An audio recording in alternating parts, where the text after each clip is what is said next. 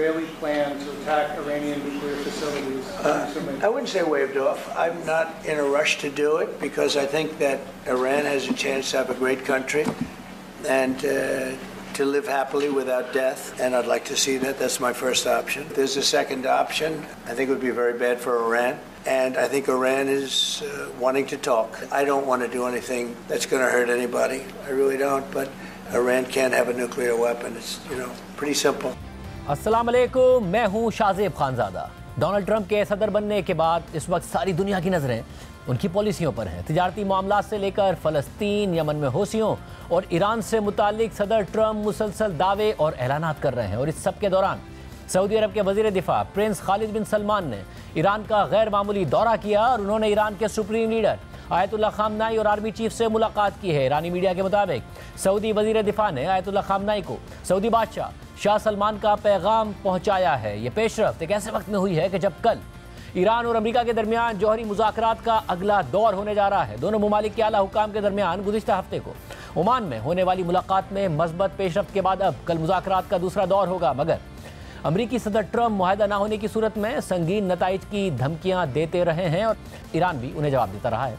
और अब यह खबर भी सामने आई कि अमरीका ने मार्च में कम से कम 6 B-2 बॉम्बर तैयारे बहरे हिंद के जजीरे डिएगो गार्सिया मुंतकिल कर दिए थे, जो मुमकिन तौर पर ईरान पर हमले के लिए मुंतकिल किए गए थे। मगर अब उसके बाद यह खबर सामने आ रही है कि अपनी इंतज़ामिया के अराकीन के इख्तलाफात के बाद सदर ट्रंप ने हाल ही में इसराइल की जानिब से पेश करदा ईरान पर मुमकिन हमलों का मंसूबा रोक दिया है। इस हवाले से न्यूयॉर्क टाइम्स की रिपोर्ट के मुताबिक ट्रंप इंतज़ामिया के अहदेदारों और इन मुज़ाकरात से वाकिफ़ अफराद का कहना है कि इसराइल ने आइंदा महीने ईरान के जौहरी तंसीबात पर हमले का मंसूबा बनाया था, लेकिन सदर ट्रंप ने हालिया हफ्तों में इस मंसूबे को रोक दिया ताकि ईरान के साथ एक ऐसा मुआहदा किया जा सके जो उसके जौहरी प्रोग्राम को महदूद करे। रिपोर्ट में मज़ीद लिखा है कि सदर ट्रंप ने यह फैसला कई माह तक जारी रहने वाली अंदरूनी बहस के बाद किया है, जिसमें यह तय किया जा रहा था कि आया ईरान के खिलाफ सिफारतकारी को तरजीह दी जाए या ईरान के जौहरी हथियार बनाने की सलाहियत को पीछे धकेलने के लिए इसराइल की हिमायत की जाए, खासतौर पर एक ऐसे वक्त में कि जब ईरान फौजी और मुआशी तौर पर कमज़ोर हो चुका है। इस बहस ने अमरीकी काबीना के माजी में जारहाना पॉलिसियों के हामी अराकीन और ईरान पर हमले से मुताल्लिक तहफ़्फ़ुज़ात रखने वाले मुशीरों के दरमियान इख्तिलाफ़ात को वाज़ेह कर दिया है, जिसके बाद फ़िलहाल इस मामले पर एक अबूरी इत्तफ़ाक़ राय सामने आ गया है, जिसमें ईरान की जानिब से मुज़ाकरात पर आमादगी के इशारे के बाद फ़ौजी कार्रवाई से गुरेज करने को तरजीह दी गई है। इसराइली हुक्काम ने हालिया दिनों में मई में ईरान की जौहरी तंसीबात पर हमले के मंसूबे तैयार किए थे और वो उन पर अमल दरामद के लिए मुकम्मल तौर पर तैयार थे और वो बाज़ मौक़े पर अमरीका की मंजूरी के बारे में भी पुरुमीद थे। मंसूबों से बाखबर ऑफिशियल्स के मुताबिक इन मंसूबों का मकसद ईरान की जौहरी हथियार तैयार करने की सलाहियत को कम अज़ कम 1 साल या इससे ज़्यादा अरसे के लिए पीछे धकेलना था और इन तमाम मंसूबों में अमरीकी मुआवनत निहायत ज़रूरी थी, जिसका मतलब ये है कि अमरीका खुद भी इस हमले का एक मरकज़ी फ़रीक बनता। लेकिन फ़िलहाल सदर ट्रंप ने फौजी कार्रवाई के बजाय सिफारतकारी को तरजीह दी है। इस महीने के आगाज़ में जब इसराइली वज़ीर आज़म नेतन्याहू ने अमेरिका का दौरा किया तो उस दौरान सदर ट्रंप ने इसराइल को आगाह कर दिया था कि अमेरिका किसी भी मुमकिन हमले की हिमायत नहीं करेगा। और फिर नेतन्याहू के साथ ओवल ऑफिस में मुलाकात के दौरान ट्रंप ने ऐलान कर दिया कि अमेरिका ईरान के साथ मुज़ाकरात का आगाज़ कर रहा है। इस मुलाकात के बाद नेतन्याहू की जानिब से इब्रानी ज़बान में जारी एक बयान में कहा गया कि ईरान के साथ कोई भी मुआहदा उसी सूरत में कारगर होगा जब उसमें शामिल फ़रीक़ैन को यह इख्तियार हासिल हो कि वो ईरान के अंदर जाकर तंसीबात को तबाह करें, तमाम साजो सामान को ख़त्म करें और ये सारा अमल अमरीकी निगरानी के तहत हो। इसराइली हुकाम को मुतादिद वजूहात की बिना पर तवक्को थी कि सदर ट्रंप ईरान के खिलाफ जारहाना मौक़िफ़ इख्तियार करेंगे। जैसे 2020 में अपने पहले दौरे सदारत के दौरान ट्रंप ने ईरान के सबसे इलीट फौजी यूनिट अल-कुद्स फोर्स के कमांडर जनरल कासिम सुलेमानी को कत्ल करने का हुक्म दिया था। इसी तरह अमरीकी महकमा इंसाफ के दावे के मुताबिक ईरान ने गुज़िश्ता साल की सदारती इंतखाबी मुहिम के दौरान सदर ट्रंप को कत्ल करने के लिए किराए के कातिलों की खिदमत हासिल करने की कोशिश भी की थी। लेकिन ट्रंप इंतज़ामिया के अंदर बाज़ हुक्काम इसराइली मंसूबे के हवाले से शुकूक व शुबहात का शिकार थे। ईरान पर हमले के इसराइली मंसूबों पर होने वाली मुतअद्दिद नशिस्तों में से एक नशिस्त जो इस माह हुई थी, उस नशिस्त में अमेरिका की नेशनल इंटेलिजेंस की डायरेक्टर तुलसी गैबर्ड ने एक नई इंटेलिजेंस रिपोर्ट पेश की, जिसमें खबरदार किया गया कि अमरीकी हथियारों की तैनाती मुमकिन तौर पर ईरान के साथ एक वसीतर जंग को जन्म दे सकती है, जो अमरीका नहीं चाहता।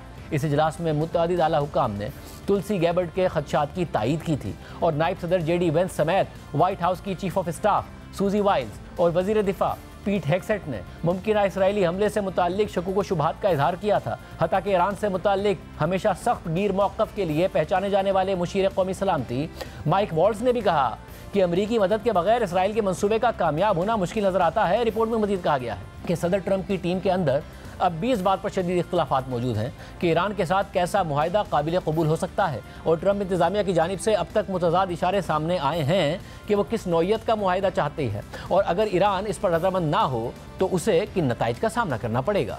एक अहम नशिस्त के दौरान नायब सदर JD वेंस ने दीगर अफराद की हिमायत से यह मौक़िफ़ इख्तियार किया कि सदर ट्रंप के पास ईरान के साथ एक सिफारती मुआहिदे का मुनफरिद मौका मौजूद है। ट्रंप इंतजामिया के हुक्काम के मुताबिक JD वेंस ने कहा कि अगर मुज़ाकरात नाकाम हो जाते हैं तो फिर सदर ट्रंप इसराइली हमले की हिमायत कर सकते हैं। इसी तरह इस माह के आगाज़ में इसराइल के एक दौरे के दौरान अमेरिका की सेंट्रल कमांड के सरबराह जनरल माइक कुरेला ने इसराइली हुक्काम को आगाह किया कि व्हाइट हाउस ईरान की जौहरी तंसीबात पर हमले के मंसूबे को मौखर करना चाहता है। फिर 3 अप्रैल को इसराइली वज़ीर आज़म नेतन्याहू ने सदर ट्रंप को फ़ोन किया और इसराइली हुक्काम के मुताबिक सदर ट्रंप ने नेतन्याहू से कहा कि वो फ़ोन पर ईरान से मुतालिक मंसूबों पर बात नहीं करना चाहते, लेकिन फिर ट्रंप ने नेतन्याहू को व्हाइट हाउस आने की दावत दे दी। 7 अप्रैल को नेतन्याहू वाशिंगटन पहुंच गए। अगरचे इस दौरे को बज़ाहिर ट्रंप की जानिब से आयद करदा टैरिफ्स पर बातचीत का मौका करार दिया गया, लेकिन इसराइलियों के लिए ईरान पर मुमकिन हमलों का मंसूबा ही असल मौजू था। मगर इसी दौरान जब नेतन्याहू व्हाइट हाउस में ही मौजूद थे तो सदर ट्रंप ने अवामी सतह पर ईरान के साथ मुज़ाकरात के आगाज़ का ऐलान कर दिया, और ट्रंप और नेतन्याहू की मुलाकातों से बाखबर हुकाम के मुताबिक अक्सर निजी मुलाकातों में ट्रंप ने नेतन्याहू पर यह वाज़ेह कर दिया कि जब तक ईरान के साथ बातचीत जारी है अमेरिका मई में इसराइली हमले की हिमायत नहीं करेगा। ताहम इसके बाद भी सदर ट्रंप ने इशारा दिया कि ईरान के खिलाफ इसराइली फौजी कार्रवाई अब भी एक मुमकिन ऑप्शन है, और ट्रंप ने कहा कि अगर फौजी कार्रवाई की जरूरत पड़ी तो हम करेंगे, और जाहिर है इसराइल इसकी क़यादत करेगा। नेतन्याहू के दौरे के बाद सदर ट्रंप ने CIA के डायरेक्टर जॉन रेडक्लिफ को इसराइल भेजने का फैसला किया, और 9 अप्रैल को जॉन रेडक्लिफ ने नेतन्याहू और मुसाद के सरबराह डेविड बार्निया से मुलाकात की, जिसमें ईरान से निमटने के मुख्तलिफ ऑप्शंस पर गुफ्तगू की गई। इस मुलाकात से बाखबर एक जरिए के मुताबिक ईरान से निमटने के लिए मुज़ाकरात और फौजी हमलों के अलावा दीगर मुतबादिल भी ज़ेर बहस आए, जिनमें अमरीकी हिमायत से इसराइल की खुफिया कार्रवाइयाँ और ज़्यादा सख्त मुआशी पाबंदियाँ नाफिज करने का लायाअमल शामिल था। रिपोर्ट में मज़ीद लिखा है कि इसराइल ने मई में ईरान पर हमले के लिए मुख्तलिफ ऑप्शंस पर गौर किया था, जिन पर उसने अमरीकी हुक्काम के साथ तबादला ख्याल भी किया था, और इब्तिदा में नेतन्याहू ने एक जामे मनसूबा पेश किया जिसमें फ़िज़ाई हमले और कमांडो रेड्स शामिल थे, और ये मनसूबा गुज़िश्ता सितंबर में शाम में किए गए एक ऑपरेशन से मुमकिन तौर पर कहीं ज़्यादा वसी और ख़तरनाक होता। शाम में होने वाले ऑपरेशन में इसराइली अफवाज ने हेलीकॉप्टरों के जरिए हिजबुल्लाह के ज़ेर इस्तेमाल एक ज़ेर ज़मीन बंकर को तबाह कर दिया था, और इस ऑपरेशन में फ़िज़ाई हमलों से चौकियों और फ़िज़ाई दिफाई निज़ाम ख़त्म किया गया। फिर धमाका खेज मवाद और हल्के हथियारों से लैस कमांडोज ने रस्सियों के जरिए तंसीबात के अंदर दाखिल होकर अहम आलात तबाह कर दिए थे। लेकिन इस मंसूबे से मुतालिक अमरीकी हुक्काम को खदशा था कि ईरान की तमाम जौहरी तंसीबात को सिर्फ कमांडो ऑपरेशन से मुकम्मल तौर पर ख़त्म नहीं किया जा सकता है, जो ईरान भर में मुख्तलिफ मकामात पर फैली हुई हैं। मंसूबे के तहत इसराइली हुक्काम चाहते थे कि अमरीकी लड़ाका तैयारे फ़िज़ाई हमले करें ताकि ज़मीनी टीमों को तहफ़्फ़ुज़ मिल सके। ताहम अमरीकी ताउन की सूरत में भी इसराइली फ़ौजी कमांडरों ने वाज़ेह किया था कि ऐसे ऑपरेशन की तैयारी में कई महीने लग जाएंगे, और वक्त एक मसला था क्योंकि जनरल कुरेला की कमान का दौरानिया चंद महीनों में मुकम्मल होने वाला था, जिसकी वजह से इसराइली और अमरीकी हुक्काम चाहते थे कि कोई ऐसा मंसूबा बनाया जाए जो जनरल कुरेला की क़यादत में ही मुकम्मल हो सके। इसराइली वज़ीर आज़म नेतन्याहू भी तेज़ी से आगे बढ़ना चाहते थे, और जब कमांडो ऑपरेशन का मंसूबा तर्क कर दिया गया तो इसराइली और अमरीकी हुक्काम ने एक भरपूर बमबारी मुहिम पर बातचीत शुरू कर दी, जो मई के आगाज़ में शुरू होने के बाद 1 हफ्ते से ज़ायद अरसे जारी रहती। इसराइल गुज़िश्ता साल एक हमले में ईरान के रूसी साख्ता S-300 एयर डिफेंस सिस्टम को पहले ही तबाह कर चुका था। नए बमबारी मंसूबे में सबसे पहले बाकी बच जाने वाले डिफेंस सिस्टम्स को निशाना बनाना ज़रूरी था ताकि इसराइली लड़ाका तैयारे ईरान की जौहरी तंसीबात तक बआसानी रसाई हासिल कर सकें, लेकिन इसराइल की जानिब से ऐसी किसी भी जौहरी तंसीब पर हमला यकीनी तौर पर ईरान की जानिब से मिसाइलों की जवाबी बारिश को दावत देता, जिसे अमरीकी मदद के बगैर रोकना नामुमकिन होता। और ईरानी सदर, मुसल्लह अफवाज के सरबराह और वज़ीर ख़ारजा समेत कुछ आला ईरानी हुक्काम पहले ही ये वाज़ेह कर चुके हैं कि अगर ईरान पर इसराइल या अमरीका की तरफ से हमला किया गया तो ईरान भरपूर जवाबी कार्रवाई करेगा।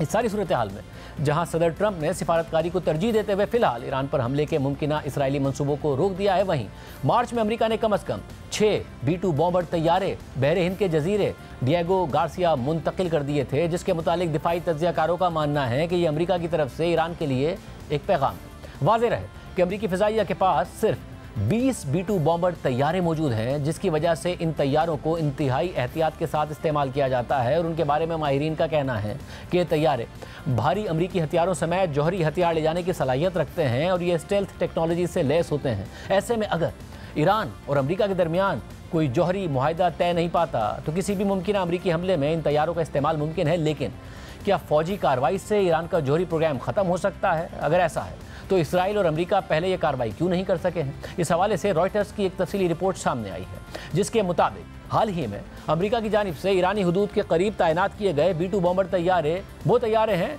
जो सबसे ताकतवर बंकर बस्टिंग बॉम्ब गिराने की सलाहियत रखते हैं। इस अमल से ईरान को एक मजबूत इशारा दिया गया है कि अगर वो अपने जौहरी प्रोग्राम को महदूद करने के लिए कोई मुआहदा नहीं करता है तो क्या हो सकता है। ताहम अस्करी और जौहरी माहिरीन का कहना है कि इतनी ज़बरदस्त अस्करी क़ुव्वत के बावजूद अमेरिका और इसराइल की मुश्तरका फ़ौजी कार्रवाई शायद सिर्फ आर्जी तौर पर ईरान के इस प्रोग्राम को पीछे धकेल सके, जिसके बारे में मगरबी दुनिया को खदशा है कि यह प्रोग्राम एटम बॉम्ब बनाने के लिए है। हालांकि ईरान इस इल्ज़ाम की तरदीद करता आया है। इससे भी बुरी बात यह है कि किसी मुमकिन हमले के नतीजे में ईरान अक़वाम मुत्तहिदा के जौहरी मुआयनाकारों को मुल्क से निकाल सकता है और अपने जुज़वी तौर पर ज़ेर ज़मीन मौजूद प्रोग्राम को मुकम्मल तौर पर खुफिया बना सकता है और तेज़ी से एटमी हथियारों से लैस रियासत बनने की तरफ बढ़ सकता है। और इससे वो नतीजा यकीनी और ज़्यादा जल्द हो सकता है जिससे मगरिब खौफज़दा है। बरतानवी दिफाई think tank Royal United Services Institute के एयर पावर एंड टेक्नोलॉजी के सीनियर रिसर्चर जस्टिन ब्रॉन्क का कहना है कि यह बताना काफ़ी मुश्किल है कि फ़ौजी हमले ईरान के जौहरी हथियारों की तरफ बढ़ने के रास्ते को कैसे मुकम्मल तौर पर ख़त्म कर सकते हैं। उन्होंने मज़ीद कहा कि फ़ौजी हमले दरअसल दोबारा मिलिट्री डेटरेंस और ईरान के लिए हथियारों की कीमत बढ़ाने और उसके ब्रेकआउट टाइम को कुछ साल पहले वाली सतह पर वापस धकेलने की कोशिश होंगे। ब्रेकआउट टाइम से मुराद वो वक्त है जो किसी मुल्क को इतनी मिकदार में जौहरी मवाद तैयार करने में लगता है जो एक एटम बम बनाने के लिए काफ़ी हो। रिपोर्ट के मुताबिक ईरान के लिए यह वक्त अब सिर्फ चंद दिन या चंद हफ्तों का है। लेकिन अगर ईरान वाकई एटम बम बनाने का फैसला करे तो खुद बॉम्ब की तैयारी में इससे ज़्यादा वक्त लगेगा। रिपोर्ट में मज़ीद लिखा है कि ईरान और आलमी ताकतों के दरमियान तय पाने वाले 2015 के तारीखी जौहरी मुआहदे के तहत ईरान की जौहरी सरगर्मियों पर सख्त पाबंदी आयद की गई थी, जिसके नतीजे में ईरान का ब्रेकआउट टाइम कम अज़ कम 1 साल तक बढ़ गया था। लेकिन 2018 में जब सदर ट्रंप ने अमेरिका को इस मुआहदे से निकाल लिया तो ये मुआहदा बिखर गया और ईरान ने अपने जौहरी सरगर्मियों को इस हद से भी आगे बढ़ा दिया जो मुआहदे में तय की गई थी। अब सदर ट्रंप एक नया जौहरी मुआहदा करने के ख्वाहां हैं, जिस पर गुज़िश्ता हफ्ते के आखिर में मुज़ाकरात का आगाज़ हुआ था। लेकिन सिर्फ 2 हफ्ते पहले ट्रंप ने यह भी कहा था कि अगर ईरान मुआहदा नहीं करता तो बमबारी होगी। इसी तरह इसराइल ने भी ईरान के खिलाफ ऐसे ही बयानात दिए हैं। नवंबर में वज़ारत दिफा का ओहदा संभालने के बाद इसराइली वज़ीर दिफा इसराइल काट्स ने कहा था कि ईरान अपनी जौहरी तंसीबात पर हमलों के लिए पहले से कहीं ज़्यादा एक्सपोज हो गया है और हमारे पास अपने सबसे अहम हदफ को हासिल करने का मौका है। रिपोर्ट के मुताबिक ईरान का जौहरी प्रोग्राम मुतअद्दिद मकामात पर फैला हुआ है और किसी मुमकिन हमले में उनमें से बेशतर या तमाम तंसीबात को निशाना बनाना पड़ेगा। अक़वाम मुत्तहिदा के जौहरी निगरानी इदारे इंटरनेशनल एटॉमिक एनर्जी एजेंसी को भी ये इल्म नहीं है कि ईरान कुछ अहम आलात जैसे यूरेनियम अफजोदा करने वाली मशीन सेंट्रीफ्यूजिस के पुर्जे कहाँ रखता है। फौजी माहिरीन का कहना है कि इसराइल इनमें से बेशतर मकामात को अकेले तबाह कर सकता है, लेकिन यह ख़तरनाक मिशन होगा जिसमें बार बार हमले करने होंगे और इस दौरान उसे रूस से हासिल करदा एंटी एयरक्राफ्ट सिस्टम्स का सामना भी करना पड़ेगा। अगरचे इसराइल ने पिछले साल ईरान पर महदूद हमलों के दौरान इन सिस्टम्स को अबूर करने में कामयाबी हासिल कर ली थी। यूरेनियम की अफजोदगी ईरान के जौहरी प्रोग्राम का मरकजी हिस्सा है। फुर्दो और नतंज ईरान के 2 सबसे बड़े यूरेनियम अफजोदगी के मकामात हैं। नेतन्स फ्यूल इनरिचमेंट प्लांट गालिबन बमबारी से बचने के लिए ज़मीन के अंदर तकरीबन 3 मंजिलों की गहराई में वाक़ है, जबकि फुर्दो में वाक़ प्लांट एक पहाड़ के अंदर बहुत ज़्यादा गहराई में बनाया गया है जो इसे ज़्यादा महफूज बनाता है। अमेरिका इन मजबूत और ज़ेर ज़मीन अहदाफ को निशाना बनाने के लिए ज़्यादा मौसर तौर पर इक्विप्ड है, ख़ासतौर पर अपने सबसे ताकतवर 30,000 पाउंड या 14,000 किलो वजनी बंकर बस्टर बम के ज़रिए जो सिर्फ B-2 बॉम्बर तैयारे ले जा सकते हैं और ये हथियार इसराइल के पास मौजूद नहीं है। अमेरिकी फ़िज़ाइया से रिटायर्ड जनरल चार्ल्स वॉल्ट के मुताबिक इसराइल के पास फुर्दो और नेतन्स जैसे अहदाफ को मौसर तौर पर तबाह करने के लिए दरकार 5,000 पाउंड वजनी बॉम्ब मौजूद नहीं है। जनरल चार्ल्स वॉल्ट का मज़ीद कहना है कि अमेरिका की शमूलियत से हमला ज़्यादा तेज़, मौसर और कामयाब होने का इम्कान बढ़ जाएगा, लेकिन उनके अंदाजे के मुताबिक मुकम्मल ऑपरेशन में इसके बावजूद कई दिन लग सकते हैं। ईरान पर हमले से मुताल्लिक न्यूक्लियर थ्रेट इनिशिएटिव से वाबस्ता अमरीकी इंटेलिजेंस के साबिक तज्ज़ियाकार एरिक ब्रूअर का कहना है कि अमरीकी हमला शायद इसराइली हमले की निस्बत ज़्यादा नुकसान पहुंचा सकता है, लेकिन दोनों सूरतों में हम महज वक्त ज़ाया करने की बात कर रहे हैं। और ऐसे में एक हकीकी खतरा यह है कि ऐसा हमला ईरान को जौहरी बॉम्ब से दूर करने के बजाय उसकी तरफ मजीद धकेल देगा। उन्होंने मजीद कहा कि हमला ईरान के जौहरी प्रोग्राम में खलल डाल सकता है और इसे मौखर कर सकता है, लेकिन इसे मुकम्मल तौर पर तबाह नहीं कर सकता है। तज्ज़ियाकारों और हुक्काम के मुताबिक अगरचे जौहरी तनसीबात को तबाह किया जा सकता है, लेकिन ईरान को अब यूरेनियम अफजोदगी से मुतालिक जो साइंसी और तकनीकी महारत हासिल हो चुकी है, इसे ख़त्म नहीं किया जा सकता और जौहरी प्रोग्राम की दोबारा तामीर को रोकना एक मुस्तकिल और निहायत मुश्किल काम होगा। इसी तरह क्योंकि ईरान पहले ही 2015 के जौहरी मुआहदे के तहत बढ़ाई गई इजाफी बैनुल-अक़वामी निगरानी को ख़त्म कर चुका है, इसलिए बहुत से तज्ज़ियाकारों को खदशा है कि अगर ईरान पर हमला हुआ तो वो इंटरनेशनल एटॉमिक एनर्जी एजेंसी के मुआयनाकारों को मुल्क से निकाल सकता है, जो नेतन्स और फुर्दो जैसे मकामात पर दुनिया की आंखें बने हुए हैं।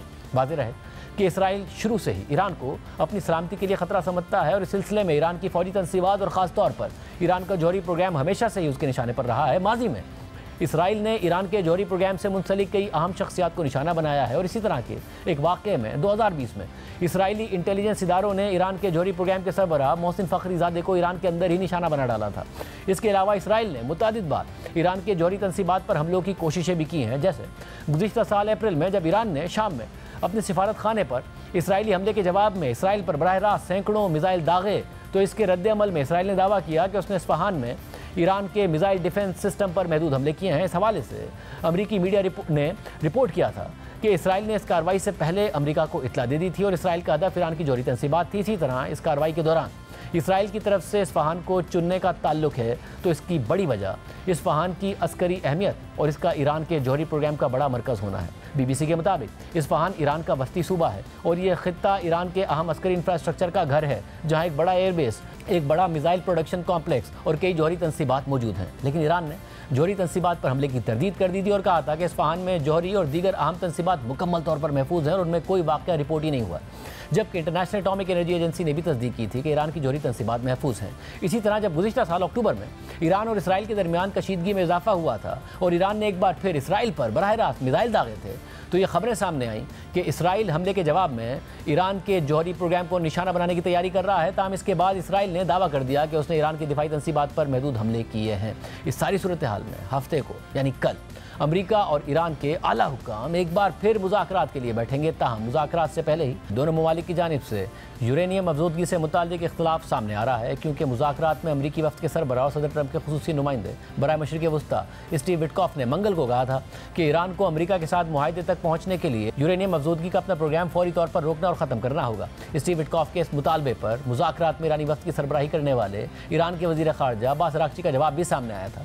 ईरान के प्रेस TV के मुताबिक अब्बास अराग़ची ने सहाफ़ियों से गुफ्तगू करते हुए कहा कि ईरान का यूरेनियम अफजोदगी प्रोग्राम एक हकीकी और संजीदा मामला है। हम मुमकिन खदशात के हवाले से एतमाद कायम करने के लिए तैयार हैं, लेकिन अफजोदगी के मामले पर बातचीत मुमकिन नहीं है। देखते हैं कि सारी दुनिया की नज़रें जिन मुज़ाकरात पर हैं उनका कोई नतीजा निकलता है या नहीं निकलता, कोई डील अमेरिका और ईरान के दरमियान होती है या नहीं होती। प्रोग्राम में आगे बढ़ते हैं। हुकूमत का दिन ब दिन एतमाद बढ़ता जा रहा है और तहरीक इंसाफ और इस्टेब्लिशमेंट की दरारें बढ़ती जा रही हैं और शायद यही वजह है कि हुकूमत मज़ीद एतमाद का इजहार कर रही है। इस्टेब्लिशमेंट और हुकूमत के ताल्लुकात अच्छे हैं और इस्टेब्लिशमेंट और तहरीक इंसाफ के ताल्लुकात दिन ब दिन ख़राब ही होते नज़र आ रहे हैं। तनकीद भी दोनों तरफ से जारी है। कहाँ मामला जाते नज़र आ रहे हैं, हमारे साथ सीनियर साहब रज़ाकार असमा शिराजी साहिबा और शिराज इकबाल साहब मौजूद हैं। आप दोनों का बहुत शुक्रिया। आप दोनों इस्लामाबाद में मौजूद हैं और इस्लामाबाद से तहरीक इंसाफ के लिए कोई अच्छी खबर नहीं आ रही है। ट्विन सिटीज़ से इस्लामाबाद पिंडी दोनों तरफ से कोई अच्छी खबर नहीं आ रही है। आसमा साहिबा, क्या यही वजह है हुकूमत के एतमाद की और क्या वाकई कुछ ऐसी राह नहीं निकलती नजर आ रही तहरीक इंसाफ के लिए?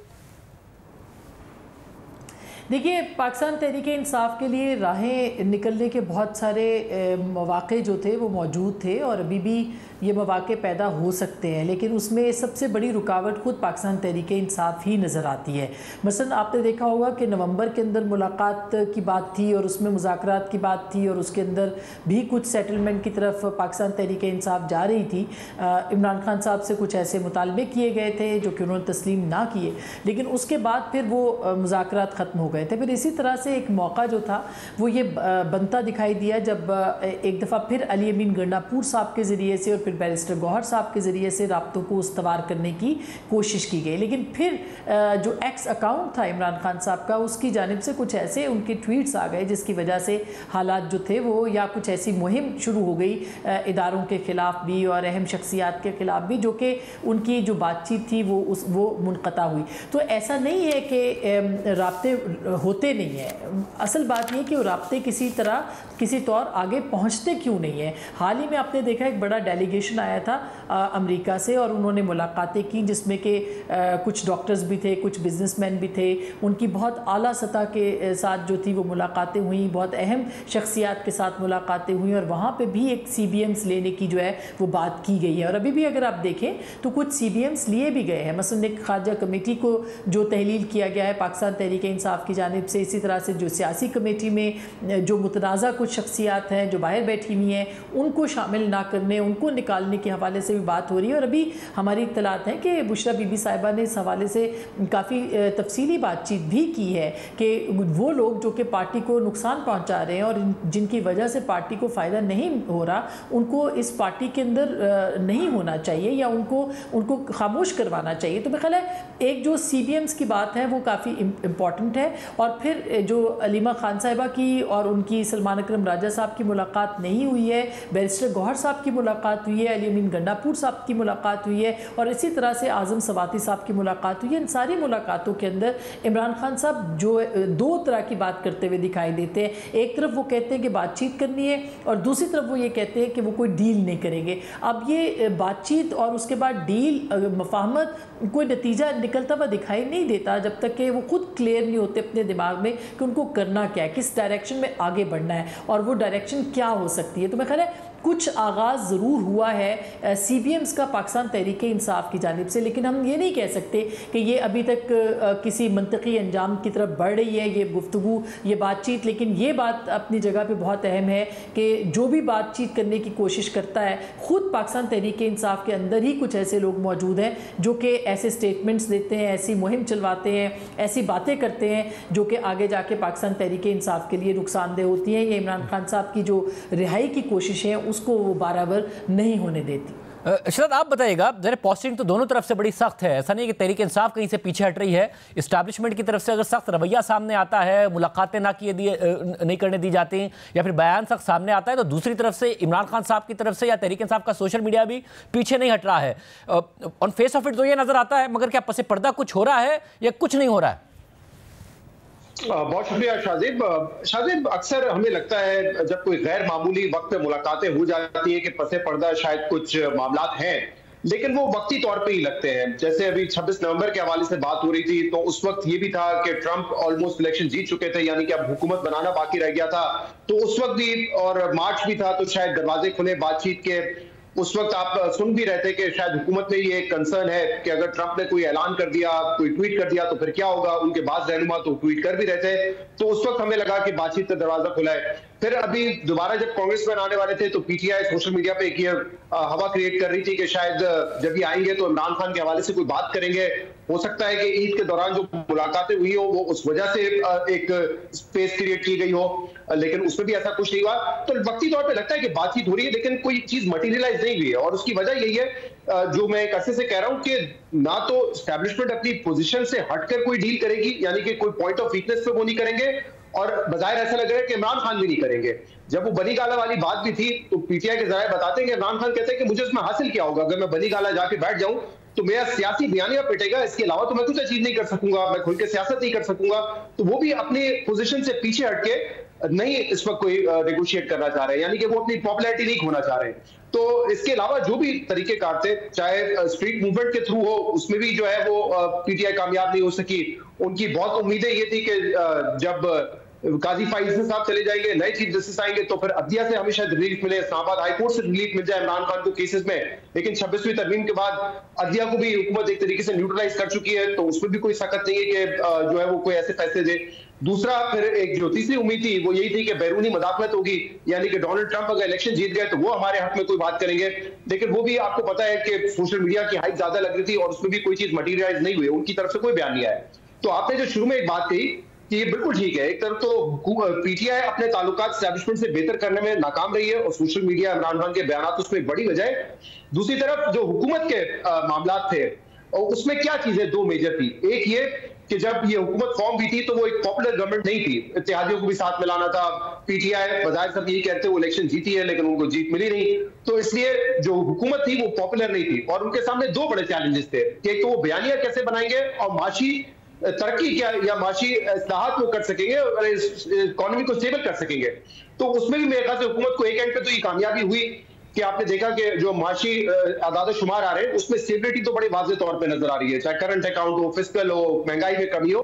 तो इसने एक तो ऑब्वियसली इस हुकूमत को थोड़ी सी मेरे ख्याल से ज्यादा मजबूत किया है। और बयानिया के हवाले से हम कुछ अर्से से सुन रहे थे कि बयानिया बनाने की सख्त नहीं है, नून लीग में पीटीआई इमरान खान जेल में हो तब भी वो बयानिया बना रहे होते हैं, वो एक लूज एंड था। लेकिन वो भी इतना बड़ा कंसर्न नहीं था और शायद यही वजह हो कि आप देख रहे हैं कि अक्सर जो भी कोई बड़ा इवेंट होता है तो डीजी आईएसपीआर उस पर आकर खुद बात करते हैं और खुद उस पर अपना एक मौकिफ देते हैं। और अभी जो आर्मी चीफ साहब की भी जो खिताब था बहुत ही गैर मामूली था। उनके खिताब हमने पहले भी सुने हैं मुख्तलिफ फोरम्स पे, लेकिन इतना जोशीला खिताब हमने नहीं देखा। ये गैर मामूली इस लिहाज से भी था कि अगर वहां पे जो पार्टिसिपेंट्स थे, जो आवाम उसमें थी या जो ओवरसीज के लोग थे, अगर वो नारे लगा रहे थे तो नारों को बाकायदा रिस्पॉन्ड करके वो बात कर रहे थे।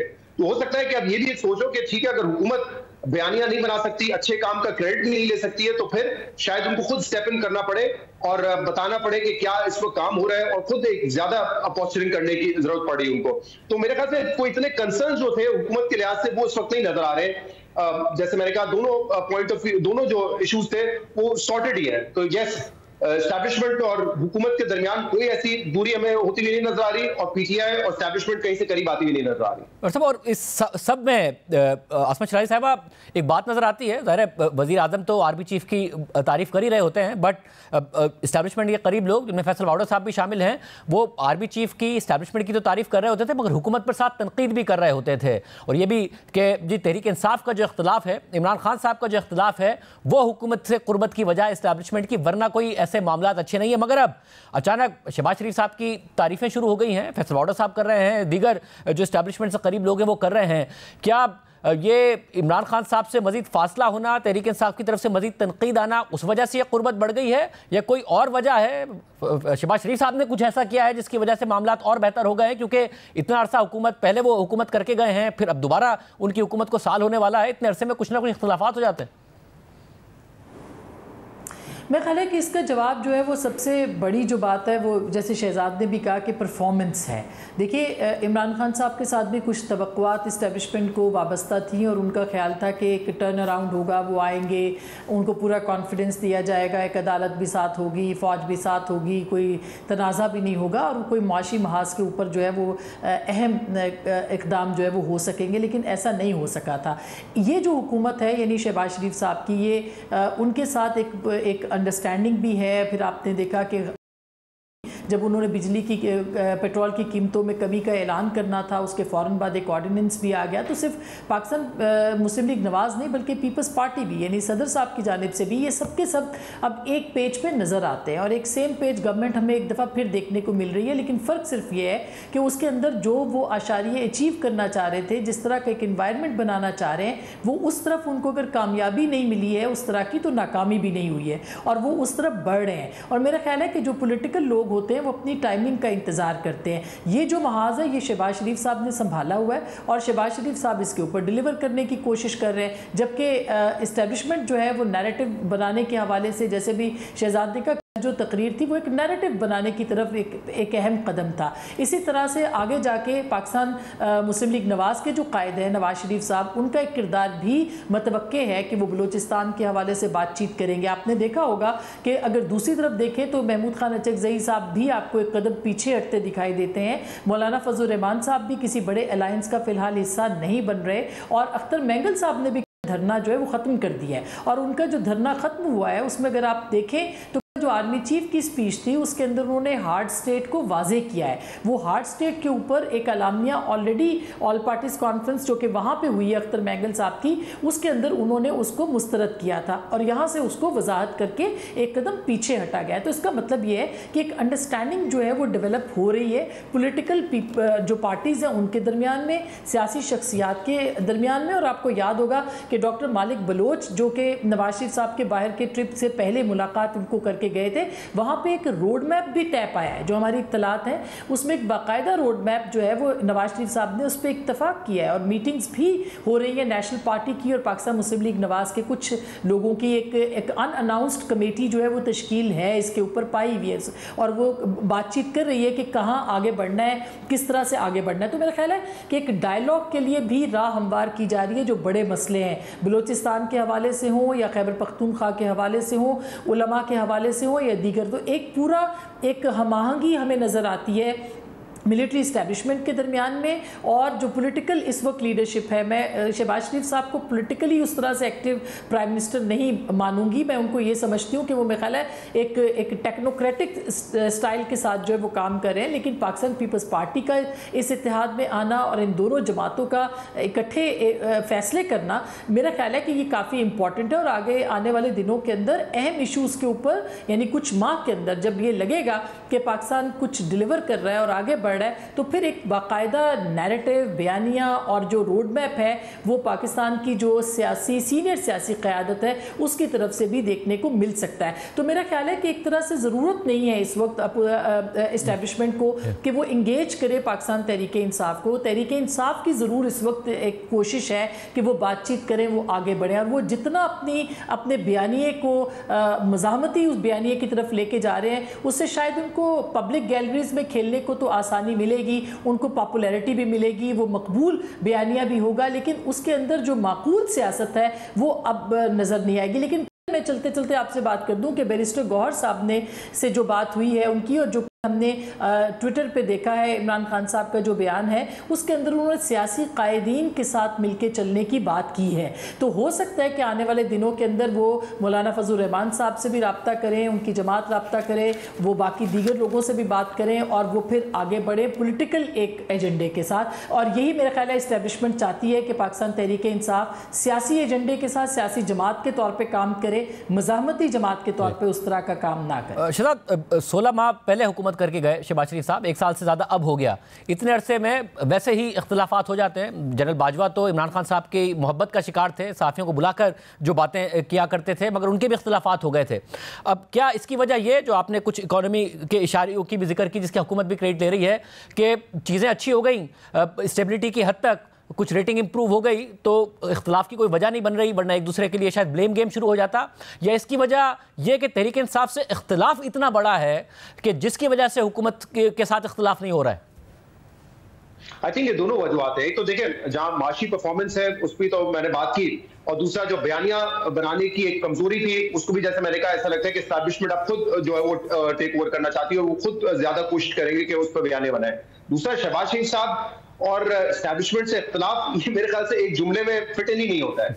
उनका कोई ईगो नहीं है, वो कह भी देते हैं कि हर चीज का क्रेडिट जो है वो फौज को, कोई उनकी सियासत इसी किस्म की रही है कि हम जो है वो मामला को संभाल सकते हैं। ये तो नवाज शरीफ साहब का इशू होता था कि नहीं, जो सिविलियन का सिविलियंस को ही वो मदाखलत नहीं होनी चाहिए। शहबाज शरीफ साहब इसको मदाखलत नहीं, उसको एक पार्टनरशिप के तौर पे लेते हैं और शायद मेजर पार्टनर के तौर पे भी अगर वो ले ले एस्टैब्लिशमेंट को तो उनको कोई इसमें इशू नहीं होगा। तो एक तो ये साइड है, लेकिन दूसरा देखिए तहरीक इंसाफ की अपनी सियासी वीकनेस भी बढ़ी रही है। उनका इस वक्त नंबर 1 एजेंडा क्या है? वो चाहते हैं कि इमरान खान की रिहाई हो, बाकी इसीरान की रिहाई हो और पीटीआई को सियासत करने की आजादी हो। अभी तो इतनी भी आजादी नहीं है ना कि जो लोग मिलना चाहते हैं वो मिल भी नहीं पाते, तो ये उनका ऑब्जेक्टिव है और ये डायरेक्टली तो अचीव कर नहीं सकते। तो सियासी पार्टीज क्या करती है, वो उसके अराउंड जाती है, वो गुंजाइश निकालने की कोशिश करती है, वो स्पेस निकालने की कोशिश करती है दूसरे इशूज पे। मिसाल के तौर पे ये कनाल का इतना बड़ा इशू है, आपको नजर आ रहा है कि इसमें पीपल्स पार्टी और हुकूमत जो है वो आमने सामने है, लेकिन आपने नहीं देखा कि पीटीआई इस इशू को भी कैश इन करने के लिए मैदान में आई हो। इसमें अपना थोड़ा सा सियासी ईगो हटा के पीपल्स पार्टी के साथ मिलकर इस पे सियासत कर सकते थे। हो सकता है कि कामयाबी अल्टीमेट ना हो, लेकिन आप कहीं ना कहीं से स्पेस निकालते हैं। बलूचिस्तान का मामला है, अब्दुल मेंगल साहब एक अरसे से सड़कों पर बैठे हुए, क्या पीटीआई ने उसको सियासी तौर पे कैश इन करने की कोशिश की?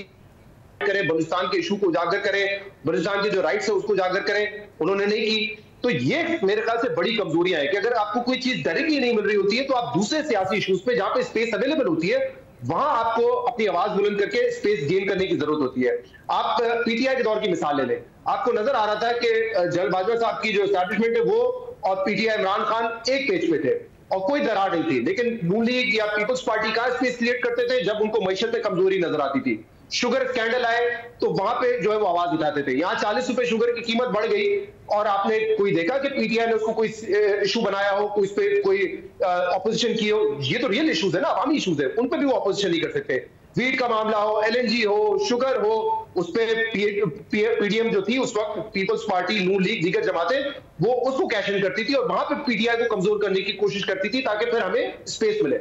तो मेरे ख्याल से ये एक बहुत बड़ी वीकनेस रही है और इसकी ऑब्वियस वजह ये है कि पीटीआई में कोई इस वक्त सियासी स्टॉलवर्ड आपको नहीं नजर आता है। शाह महमूद कुरैशी चले गए हैं, जहांगीर खान तरीन पार्टी से एक अरसे पहले छोड़ चुके हैं, तो जो टॉप लीडरशिप थी वो बिल्कुल इस वक्त गायब है और एक वैक्यूम क्रिएट है। वैक्यूम किन लोगों ने फिल किया है? या तो बिल्कुल जो सियासत में नए हैं या बुकला है, और उनसे आपको पता है कि जो सियासी इतने मैच्योर प्लेयर्स हैं इस वक्त, उनसे उनका मुकाबला करना बड़ा मुश्किल है। बहुत शुक्रिया। हुकूमत इस वक्त मईशत के हवाले से कॉन्फिडेंस का इजहार कर रही है, इस्तेकाम के हवाले से कॉन्फिडेंस का इजहार कर रही है। किस हद तक मामला दुरुस्त सिमत में जा रहे हैं? हमारे साथ साबिक वजीर खजाना और अवाम पाकिस्तान पार्टी के सेक्रेटरी जनरल मिफ्ता इस्माइल साहब मौजूद हैं। मिफ्ता साहब बहुत शुक्रिया मुझे ज्वाइन करने के लिए। मिफ्ता साहब, मुआशी इस्तेकाम के हवाले से हुकूमत कॉन्फिडेंस का इजहार कर रही है। 1.2 अरब डॉलर्स का करंट अकाउंट सरप्लस आना, फिर पूरे साल में करंट अकाउंट सरप्लस की एक्सपेक्टेशन होना। गवर्नर स्टेट बैंक कह रहे हैं 14 अरब डॉलर के हमारे रिजर्व हो जाएंगे। IMF के साथ स्टाफ लेवल मुआहिदा हो गया। किस हद तक ये इस्तेकाम आपको सस्टेनेबल लग रहा है? इस्तेकाम तो एकदम रियल है, इसमें कोई डाउट नहीं है। और दुनिया भर में क्योंकि तेल की कीमत कम हुई है, एडिबल ऑयल की कीमत कम हुई है, कपास, गंदम, दीगर कमोडिटीज़ की चीज़ें कम, कीमतें कम हुई हैं, तो जो फॉरेन एक्सचेंज के हमको जो इंपोर्ट की ज़रूरतें होती हैं, जो दरामदाद करने के लिए फॉरेन एक्सचेंज की ज़रूरत होती है, उसमें हमारे डॉलर्स बच जाते हैं, जिसकी वजह से यहाँ पे जो है वो करंट अकाउंट सरप्लस भी हो रहा है, रिजर्व भी बढ़ रहे हैं।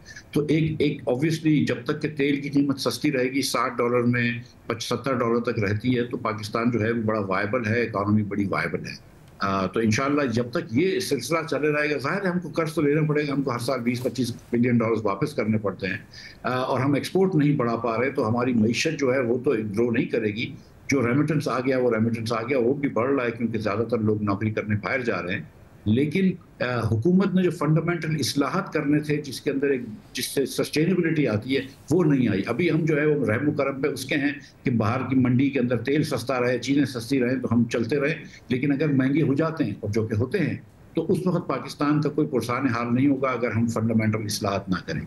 और सब एक जो मसला इस साल में भी रहा कि हालांकि स्टेट बैंक ने मार्केट से डॉलर्स खरीदे और उसके बावजूद रिजर्व्स हमारे बिल्डअप नहीं हुए, बल्कि उनमें कमी हुई क्योंकि हमें जो बायलैटरल मल्टीलैटरल इंस्टीट्यूशन से उस तरीके से पैसे नहीं आए। हालांकि हम IMF के प्रोग्राम में हैं और IMF, तो क्या अब आपको लगता है अगर 14 अरब डॉलर के आसपास हमारे रिजर्व जाते हैं, फिच की तरफ से रेटिंग्स बेहतर हुई हैं, तो हमें वो पैसे आएंगे, मल्टीलैटरल इंस्टीट्यूशन से पैसे आएंगे और रिजर्व बेहतर अंदाज में बिल्डअप हो सकते हैं? देखिए, IMF तो आपका लेंडर ऑफ लास्ट रिसोर्ट होता है। एशियन डेवलपमेंट बैंक और वर्ल्ड बैंक और चाइना इंफ्रास्ट्रक्चर बैंक आपके रिजर्व को नहीं देखता। वो अगर आप IMF के प्रोग्राम में हो तो आपको कर्ज देता रहता है। लेकिन दीगर जो इदारे हैं, इंटरनेशनल बैंक्स हैं या चाइनीज बैंक्स हैं, वो रिलक्टेंट हो जाते हैं। अभी आपने चाइना का 1 बिलियन या 1 बिलियन सवा बिलियन का लोन वापस किया है, और अमूमन हम जो लोन वापस करते हैं तो फिर से उसको हम रीस्केजुलिंग में चले जाते हैं। अब हुकूमत जाती है, नहीं देखते हैं। हुकूमत ने मेरे ख्याल से $1 बिलियन का एक लोन सिटी बैंक से उठा रही है, एक 7 या 7.5 या 7.5% पे, तो वो 5 साल का लोन है। तो हुकूमत लोन भी ले रही है, मगर क्योंकि पिछले 2-4 सालों से लोन्स जो है उसको मिलने की स्पीड भी कम हो गई थी हमारी, तो हमारे रिजर्व नीचे चले गए थे। उससे पहले आपको याद है कि 18 वगैरह के उससे पहले जो था वो हम दुनिया में बॉन्ड्स भी बेच सकते थे और कर्ज ले सकते थे। अब वो पाकिस्तान की पोजीशन नहीं रही, लेकिन अल्लाह ने चाहा तो 1 आध साल में हो जाएगी। और सब इस सब में जब आप ज़ाहिर रिफॉर्म्स की बात करते हैं, हुकूमत दावेदार है कि ये लास्ट IMF का प्रोग्राम होगा, मगर गुज़िश्ता हुकूमतें भी दावेदार थी, वो गलत साबित हुई। ये आपको सही साबित होते नज़र आते हैं? रिफॉर्म्स कहीं नहीं दिख रहे हैं आपको? वही कि शॉर्ट टर्म में इकोनॉमिक मैनेजमेंट हो गई, स्टेबिलिटी आ गई, थोड़ा सा ग्रोथ की तरफ गए और धड़ाम से गिर गए, उसी पाथ पर हैं हम? वही 100% उसी बात में, कोई एक पैसे का रिफॉर्म इस हुकूमत ने नहीं किया और इस बल्कि वक्त ज़ाया किया है। इनफैक्ट जो आज फिस्कल स्पेस मिली हुई है, क्योंकि दुनिया में तेल सस्ता है, दुनिया में चीज़ें सस्ती हैं, जो आज फिस्कल स्पेस मिली हुई है, पाकिस्तान के पास बड़ा आसानी से रूम है कि हम फिस्कल रिफॉर्म्स कर सकें। इस हुकूमत ने जितने IMF को वादे किए थे कि हम निचकारी करेंगे, नहीं की। इन्होंने कहा था हम हुकूमतों को डिवॉल्व करेंगे, कुछ वजारतों को, वो नहीं किया। इन्होंने कहा कुछ अखराजात हम सूबे को ट्रांसफ़र करेंगे, वो नहीं किया। इन्होंने कहा कि हम कुछ श्रिंक कर देंगे साइज ऑफ द गवर्नमेंट और कुछ वजारतों के अंदर लोगों को ख़त्म करेंगे, वो नहीं किया। पेंशन के रिफॉर्म की बात की, वो नहीं किया। कोई एक काम भी इन्होंने नहीं किया। यहाँ तक कि IMF से जो एक फिस्कल पैक्ट की बात की थी कि जिसमें एग्रीकल्चर टैक्स लगाएंगे और जमा करेंगे, एक लगाया ज़रूर है, जमा नहीं किया। छोटे दुकानदारों के ऊपर टैक्स लगाने की बात थी, वो नहीं कर सके।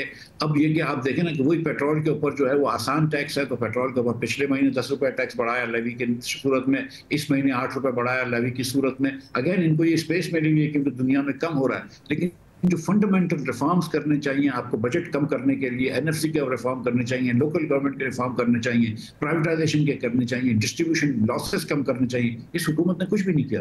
भाई साहब, और ज़ाहिर जो एक्सपोर्ट्स है हमारी वो नहीं बढ़ी है, रेमिटेंसेस पर डिपेंडेंस हमारी बहुत ज़्यादा बढ़ गई है। हमारी सबसे बड़ी एक्सपोर्ट ही अब ह्यूमन रिसोर्स है। 4.1 अरब डॉलर्स की रेमिटेंसेस आना, 1.2 अरब डॉलर्स का करंट अकाउंट सरप्लस ही उसकी वजह से है, वरना ट्रेड डेफिसिट हमारा 2.1 अरब डॉलर्स था। कोई बड़ी एक्सपोर्ट्स की ग्रोथ नहीं देखी गई है।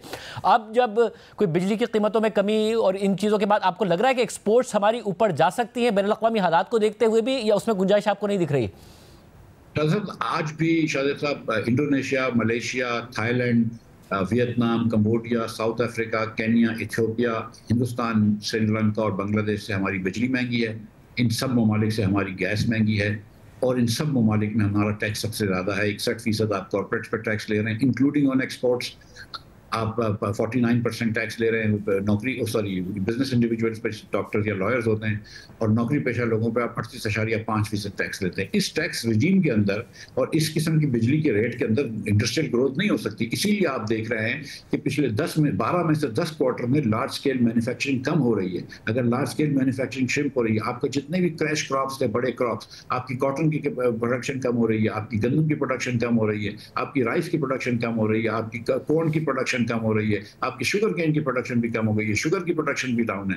सो हम हर तरीके से नीचे जा रहे हैं। 3 साल से हमारी पर कैपिटा GDP जो है वो कम होती जा रही है। तो हुकूमत की इस वक्त जो डिसिप्लिन आया हुआ है, जो फिस्कल स्टेबिलिटी आई है, वो सिर्फ मरून मिन्नत है कि दुनिया भर में तेल की कीमतें और दीगर चीज़ों की कीमतें सस्ती हो गई हैं। इन्होंने तो एक पैसे का काम नहीं किया, और खुदा ना खास्ता अगर ये वापस तेल 80-90 डॉलर पर भी जाएगा तो हम सस्टेन नहीं कर सकेंगे। ये हमारी इकोनॉमी के अंदर वो ताकत ही नहीं है कि हम सस्टेन कर सकें। ऐसा एक और बात जो CPEC के साथ की जाती थी कि जी पहले इंफ्रास्ट्रक्चर बनेगा और उसके बाद चाइनीज़ इंडस्ट्री भी रीलोकेट पाकिस्तान में होगी। जब ट्रंप का पहला दौर था, उन्होंने टैरिफ्स लगाए तो बहुत सारे चाइनीज़ एक्सपोर्टर्स ने अपने आप को रीलोकेट किया, कंबोडिया, वियतनाम, दीगर ममालिक में किया। अब भी जब चीन और अमेरिका आमने सामने हैं तो बात हो रही है कि दीगर ममालिक को फ़ायदा हो सकता है, इवन इंडिया को फ़ायदा हो सकता है चिप्स मैन्युफैक्चरिंग में, दीगर में। पाकिस्तान में आपको अब भी कुछ लगता है कि सारी की सारी सिचुएशन का कि इंडस्ट्री हमारे यहाँ भी लग जाए, कुछ रीलोकेट हो जाए, या कोई ऐसे इसके इम्कानात नहीं दिखते?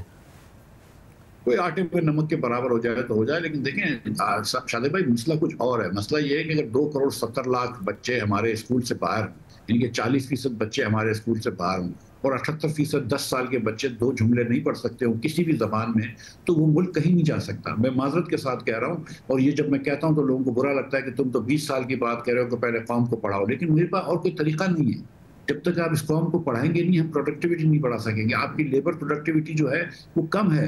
आप देखें कि पिछले 3-4 सालों में गरीब लोग मजीद गरीब हुए हैं। अब शाफिया तो ठीक है, गरीब लोग मजीद गरीब हुए, मिडिल क्लास को आपने सुकड़ा दिया है। जो पढ़े लिखे लड़के हैं उनको दुबई जाना है, बाहर जाना है, और पाकिस्तान में कम से कम लोग पढ़े लिखे रह गए हैं। आप कैसे कर सकते हैं कि आप पूरे पाकिस्तान के अंदर 40% बच्चे को पढ़ाएं ना, और फिर आप बोले कि हम दुनिया से compete कर सकते हैं? आपकी स्कूलों में 2 करोड़ 70 लाख बच्चे आपकी स्कूल से बाहर हैं। हिंदुस्तान जो आपसे 5 गुना बड़ा मुल्क है, उसमें सिर्फ 11,70,000 बच्चे स्कूल से बाहर हैं। तो ये हमारे लिए शर्म का मकाम भी है, लेकिन एक फिक्र के भी मकाम है कि हम कुछ करें। जब तक आप बच्चों को तालीम नहीं देंगे, लोकल गवर्नमेंट्स को एम्पावर नहीं करेंगे, आपकी गवर्नेंस डिसफंक्शनल हो चुकी है। हमारी हुकूमत से कुछ भी नहीं होता। आप सोचें कि हम PIG की प्राइवेटाइजेशन का, आज मैं फिर पढ़ रहा था कि फिर डिले हो गया। मतलब आप सोचें कि SIFC बनी है, इसने कितनी कोशिश करी, हम कॉन्फ्रेंसेस करते हैं, क्या इन्वेस्टमेंट लेकर आए।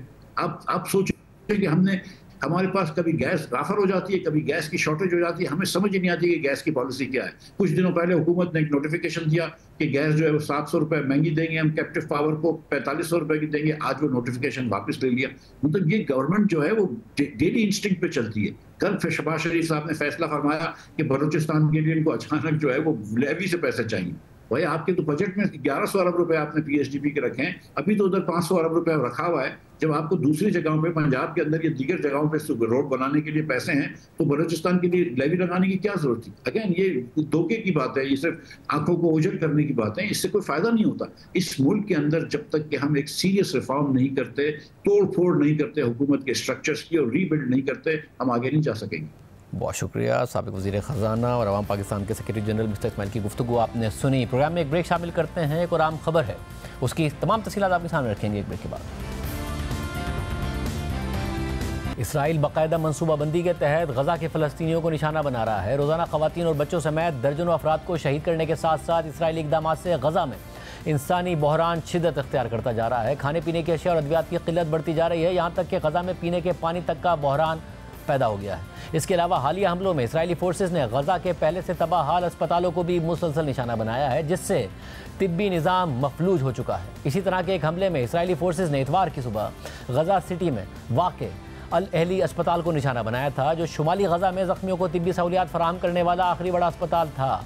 इसराइली हमलों की वजह से तबाह हाल गजा के तिब्बी निज़ाम पर अल जज़ीरा ने एक रिपोर्ट तैयार की। गजा का निज़ाम सेहत 18 माह की मुसलसल इसराइली बमबारी के बाद तबाही के दहाने पर पहुंच चुका है। आलमी इदारा बराए सेहत के मुताबिक इसराइल ने जंग के आगाज से अब तक सेहत के मराकज पर 1200 से जायद हमले किए हैं। अक़वाम मुत्तहिदा ने इसराइल पर यह इल्ज़ाम आयद किया है कि वो गजा के निज़ाम सेहत को तबाह करने के लिए एक सोची समझी पॉलिसी पर अमल कर रहा है। इतवार को इसराइल ने गजा सिटी में वाक़े अल अहली अस्पताल पर हमला किया, जिसके नतीजे में गजा के शुमाली इलाके में मौजूद आखिरी फाल अस्पताल भी मुकम्मल तौर पर तबाह हो गया। अल शिफा अस्पताल बंद हो चुका है, तमाम सरकारी अस्पताल तबाह हो चुके हैं। अल सहाबा अस्पताल का भी अब वजूद नहीं रहा। ये वो वाहिद अस्पताल था जो अब तक सर्जरीज, ऑपरेशंस, इंतहाई निगहदाश्त, इमरजेंसी ट्रियाज समेत तमाम बुनियादी और अहम तिब्बी खदमात फराहम कर रहा था। हत्ता के फार्मेसी तक अद्वियात समेत मुकम्मल तौर पर तबाह हो चुकी है।